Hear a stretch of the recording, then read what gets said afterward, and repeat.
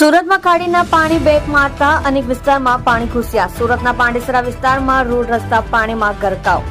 ભારે પાણીના કારણે વૃક્ષ પણ ધરાશાયી. આકાશભૂમિ પાસે વૃક્ષ ધરાશાયી થતા વાહન ચાલકો પરેશાન.